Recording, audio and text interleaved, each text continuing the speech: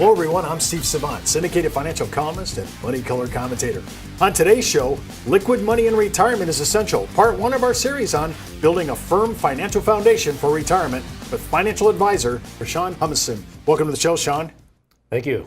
Sean, we're talking about liquidity in retirement. You know, people say, well, you know, I have all my money tied up in qualified plans. I have all my money tied up, sometimes even in annuities, but we need liquidity in our retirement. Tell me, why do I need it? Where do I go to get it?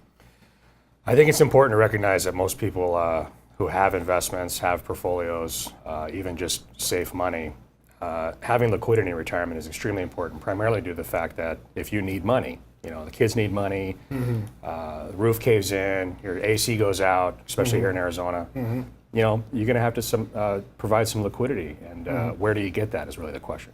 Okay, so most retirees say, I want it to be a safe place. Can't risk it in the market. I got to have access, so I can't have people worried about taxes and surrender charges if I can. I mean, I got to do some taxes, but as much as I can mitigate it as much as possible. I'm looking at basically, when you say liquidity, what kind of period are we talking about?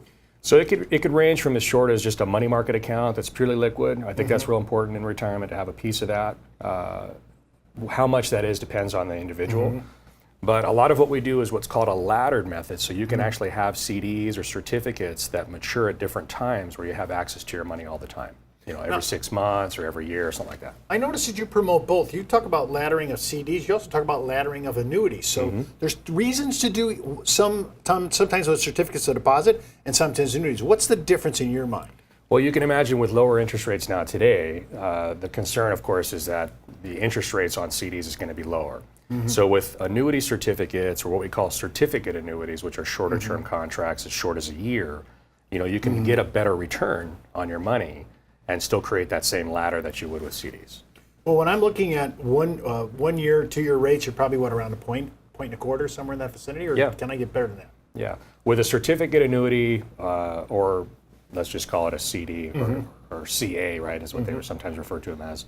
You can get 1.5, 1.75 today, which naturally is going to be a little bit more than the company. Now, they still want you to park it for a year, right? Yep. Okay, so when you're talking about real liquidity, I might have to look at a money market, not paying much, but it's there. I might have to look at a passbook account, and my checking account, that maybe they'll give me a 0.25 maybe. Yeah. All right, so I'm doing liquidity as a retiree because I know already, I'm going to have problems. You know, you're going to have medical issues. You're going to have maybe your automotive, you said your house, things you have to fix up. You don't know about life just happens sometimes. You just got to have it. Okay. So, but I'm also looking for liquidity, but I'm willing to say I don't need it today. I'm looking at for a little farther out. Right. So now, again, we're looking at rates. I'm on bankrate.com. I'm looking at, basic rates here that are short term at 1.5, 15, and their 5-year rate.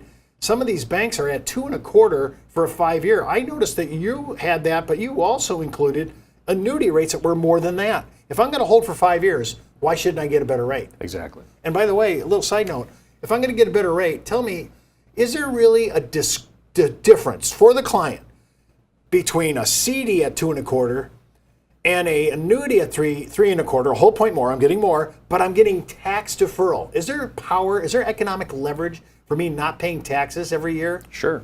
So talk to me about that.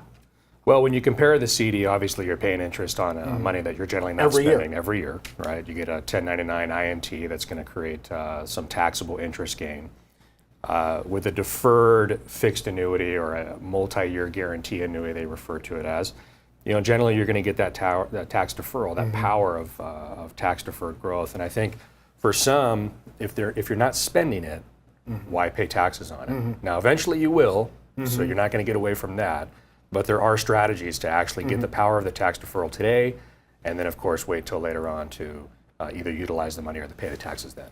Okay, so if I'm willing to hold that long on a CD, I might get almost a whole point more on an annuity, and I don't pay taxes until I actually use it. Yeah, and then the other concern, too, is that a lot of our clients, you mentioned a 5-year fixed annuity contract, a lot of those accounts have liquidity as well. 10%, 15%, 20% penalty-free withdrawals every year. So you can actually still gain that liquid need, but still maximize the return while you're not spending it. So if you had to get to it, there's some, exit strategy to this. Absolutely. Okay, so I noticed that you do a lot of build-outs. You have 3, 4, and 5 year fixed annuity rates or fixed CD, it depends upon the client's needs. You're looking at that laddering approach. So every 3 years, I have things coming due. We're going to look at the current, the Fed just raised the rate again. The next 3 or 4 years, it could happen again if we're doing well. That's a pretty good strategy for people. Yeah, and I think the other thing too to keep in mind is that a lot of the accounts that we offer are what we call flexible. So if you did have a 3, 4, and 5 year term, as the 3 year comes due, some of our clients will add that money to their 4 year term or add it to their 5 year term, and you can continue to do that while maintaining the original maturity date of those accounts. So there's some validity there, and of course you can still get a better rate if like you said, if interest rates are higher at that time, you can purchase something new, but you can also get into something that you already have. Now, I was noticing, I looked out at the annuities that are out there. I mean, 20-year rates that are out there. I mean, they're sitting at around 3.7. I'm not really sure if you can get 3.25 for 5, if 50 basis points is really worth it to tie it up for 20. It's not. It's not. No. So people that recommend this, the math doesn't really work in the long haul, I think. And you're thinking the same?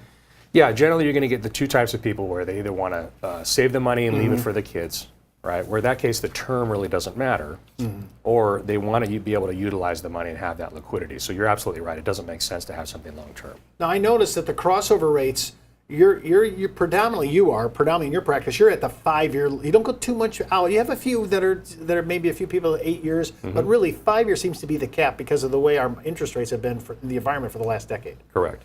All right, so in your strategic thinking, think about the Fed, bumping it here, bumping it there. We might get a few more bumps.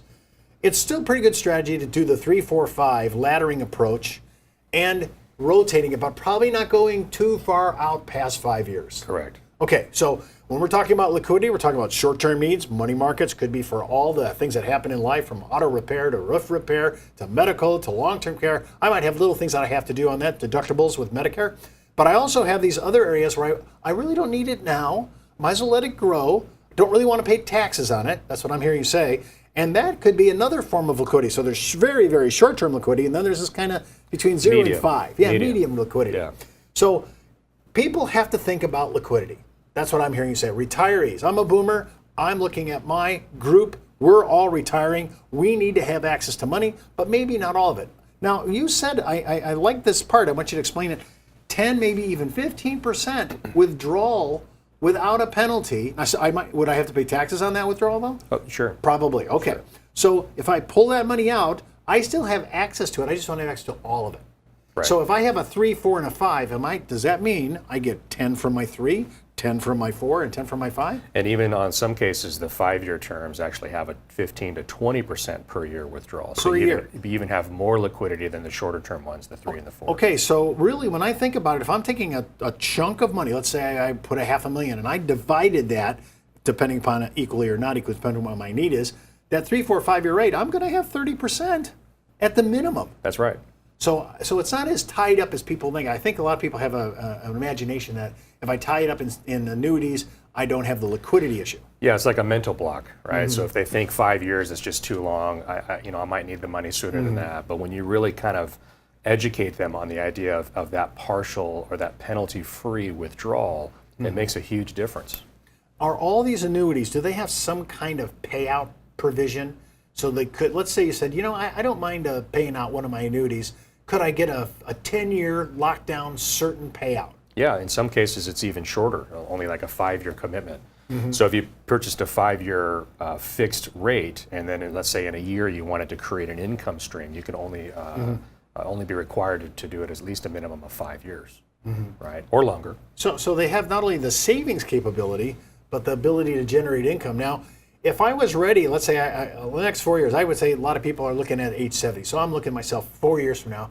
I'm going to be looking at numbers at age 70. I'm going to say, hey, I'm ready to take some income, and I might want to go not just 5, not 10, but I might want to go lifetime. Right. Can I do that with these kind of annuities? Absolutely. Now, I noticed you shop the market before you pull the trigger on these annuities. You're shopping the market. Hey, is the single premium immediate annuity the best? Is the deferred income annuity the best?